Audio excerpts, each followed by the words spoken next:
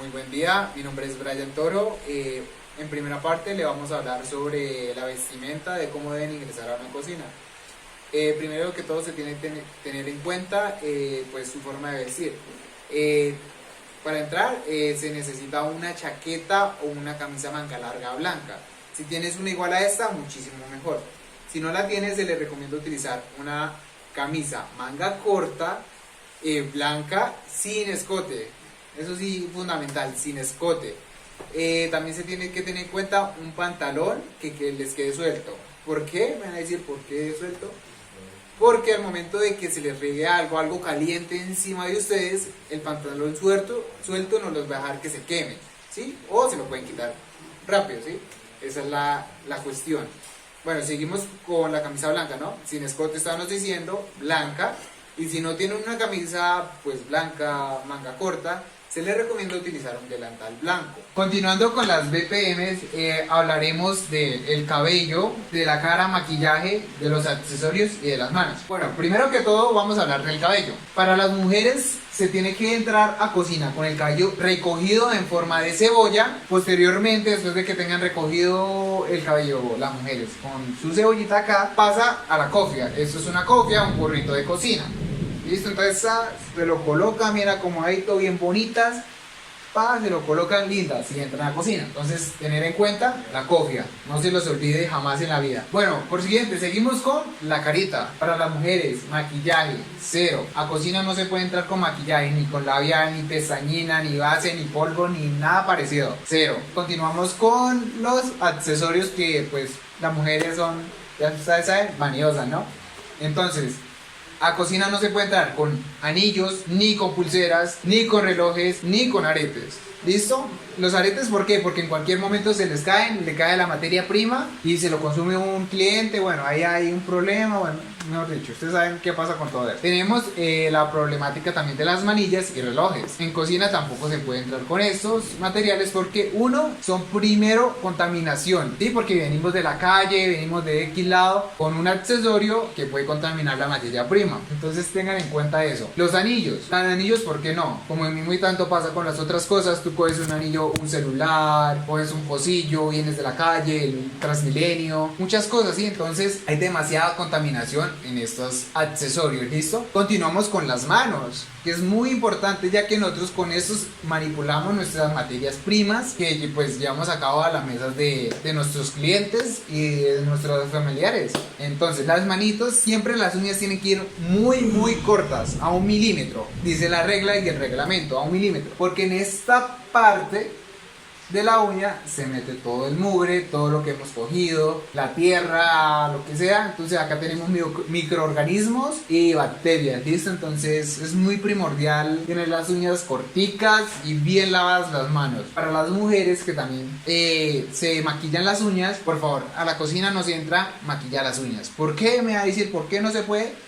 Porque cuando tú estás cocinando, lavas, ven aquí, allá, se empieza a soltar el esmalte y eso es perjudicial para la salud del consumo humano. Si no desean quitarse el esmalte, si dicen, no, es que me arreglé para esta noche, bueno, está bien, pero se les recomienda utilizar guantes de nitrilo, porque estos les van a, uno, a proteger las manos y no se va a ver el esmalte, ¿listo? Pero tiene una condición, ustedes tienen que lavarse las manitos cada 15 minutos, hacer desinfección de guantes y manitos, y el cambio de guantes se tiene que hacer cada hora. ¿Listo, mamitas? Entonces estén muy pendientes en la manipulación de nuestros alimentos, por favor. Algo también muy importante que debemos utilizar antes de ingresar a nuestras cocinas es el uso del tapabocas. Este nos debe cubrir en la parte de la nariz hasta el mentón. ¿Por qué lo debemos utilizar? Porque si nos da algún movimiento involuntario, ya sea toser o estornudar, necesitamos que la saliva no lo caiga a los alimentos. Entonces es muy necesario y que nos cubra bastante bien. Ahora sí, ya con todo esto implementado, que no tengamos accesorios, nuestra ropa bien limpia, podemos ingresar a la cocina. Pero antes de ingresar a la cocina, ¿qué debemos hacer? La desinfección de nuestros mesones y utensilios. Como utensilios tenemos ya sea los cuchillos, la tabla para picar, cucharas y todos estos instrumentos que vamos a utilizar. Necesitamos desinfectarlas muy bien y limpiarlas muy bien. Nosotros les aconsejamos que utilicen jabón líquido, debido a que cuando utilizamos jabón en barra con la esponja puede que nos queden implementos o partículas del mismo jabón y no lo queden en los utensilios. ya sea como la licuadora, que a veces es un poco difícil de utilizar y nos quedan residuos del jabón. Entonces eso nos puede llegar a contaminar los propios alimentos. Para la limpieza de los mesones, ¿cómo lo debemos hacer? Vamos a retirar todos los implementos y todos los mugre que tengamos por encima. Luego pasaremos agua y jabón para limpiarlos muy bien. Los secaremos y utilizaremos una mezcla para desinfectar de una copita de Clorox por 1 litro de agua, que esto aproximadamente son 5 mililitros de Clorox por 1 litro de agua. Ya pasado esto, desinfectamos muy bien nuestros mesones. Ahora, ¿qué nos faltaría? La nevera. Para limpiar la nevera les recomendamos aproximadamente que la limpien una vez cada semana y utilizaremos la misma mezcla, una tapita de Clorox por 1 litro de agua. Bueno, continuando con todo esto, madrecitas, después de cumplir todas las BPMs que se exigen en cocina, que es su traje y la limpieza de la cocina, vamos a continuar en el procedimiento de cuando tú entras a cocinar. Entonces, ahí entra un factor muy importante que es la contaminación cruzada. ¿Qué es la contaminación cruzada? Es cuando un alimento toca otro alimento que no es de la misma especie. Un ejemplo muy claro y conciso es cuando tú estás cortando pollo en tu tabla y pasas a cortar el pollo, pasas a cortar verduras. Ahí ya hay una contaminación cruzada. Hay un dato muy interesante que les puedo dar, es que el pollo tiene una enfermedad que se llama salmonela. Esta enfermedad solamente se puede quemar o quitar, erradicar en altas temperaturas, ya cuando cocinas o fritas el pollo. Si tú haces ese procedimiento de que colocar el tomate y después el pollo, ¿sí? Entonces el tomate adquiere esa bacteria y no la erradicas. Entonces tener muy en cuenta eso porque es dañoso para el ser humano y puede ser mortal. Teniendo en cuenta, uno en casa siempre tiene una sola tabla. Entonces tú cuando hagas una preparación, cortes algo, siempre ir directamente a lavar con agua y con jabón y sigues picando. Igual vas a picar otra cosa, vas otra vez, vas, lavas y ya ahí sigas cortando. Una explicación muy cortica: en cocina profesional se manejan algunos tipos de tablas. Son la tabla amarilla, que se utiliza para pollo, la tabla roja para carne, la tabla azul para pescados y una tabla blanca, que es como, digamos, como en general para todos, como la ciencia de las tablas, digámoslo así. También tenemos que tener en cuenta el cuchillo también se contamina, es una contaminación cruzada en los alimentos. ¿Sí? Tú cortas el pollo o el pescado o la carne con el cuchillo y vas a cortar un vegetal, ¡pum! Contaminación cruzada, ¿sí? Y puede transmitir bacterias, patógenos, pues que hacen daño al ser humano. Por consiguiente, otro ejemplo de contaminación cruzada y es muy común y siempre lo han, pues digámoslo así, sabido, es en las neveras. Tú en las neveras a veces colocas cosas sin tapar, sin tapas, o le colocas algo encima. No, o sea, tú a veces vas, haces una gelatina, la colocas ahí en la gelatina, compras la carne de la semana, bajas en la bolsa, la dejas ahí medio abierta y hay una contaminación cruzada. Por eso mismo y tanto que a veces las gelatinas que usted va a comer, usted dice, uy, pero me sabe como a carne o sabe a pescado. Eso se llama contaminación cruzada. ¿Por qué? Porque la gelatina absorbe los olores de la carne. Entonces siempre mantener en cuenta eso. La nevera siempre va a una organización pues muy estructurada y muy simple, digámoslo. Verduras siempre van en la parte de abajo de la nevera. Carnes, pescados y pollo siempre van en la parte de arriba, de otra mayor refrigeración y nunca se debe romper la cadena de frío. La leche, los lácteos, quesitos, siempre van, digamos que en la parte del medio. Pero ojo, se tiene que tener en cuenta que las carnes, verduras, que todo lo que esté destapado vaya siempre sellado. ¿Por qué? Porque va a surgir una contaminación cruzada. Y eso es fundamental en la preparación de un alimento.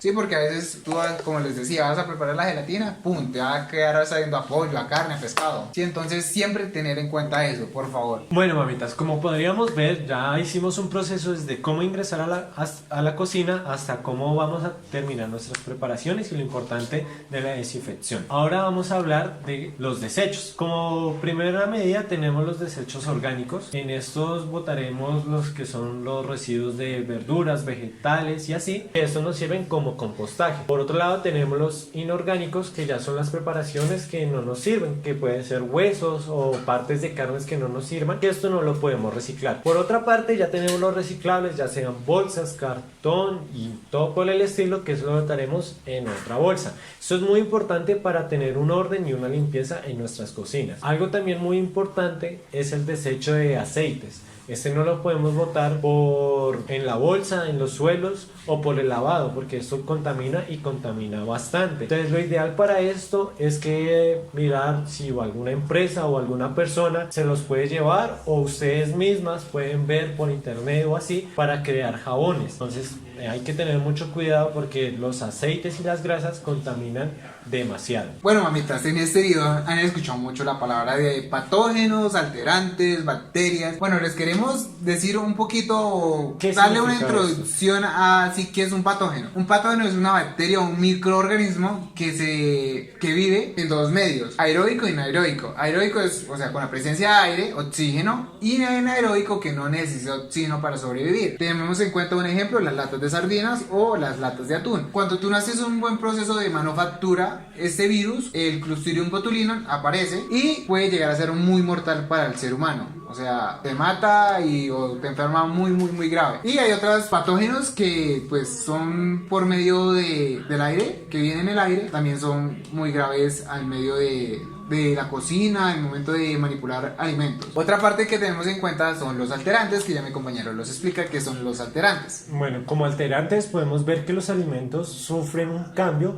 y esto viene que se altera. En este caso lo podemos ver como el plátano, que se pone negro, una fruta magullada o una verdura así. Entonces ahí ya vemos que el alimento cambia y tiene su problema. Pero digamos que estos alimentos no son tan graves como los patógenos, ya que estos no nos van a enfermar tanto. Un patógeno nos puede enfermar bastante hasta llegar a la muerte. Entonces es muy importante que estos... Las buenas prácticas de no manufactura, por eso les estamos enseñando un poquito de ese tema, es muy amplio. Deben ser cumplidos a la perfección, porque ya nosotros nos encargamos de que los alimentos salgan bien o que los alimentos salgan mal.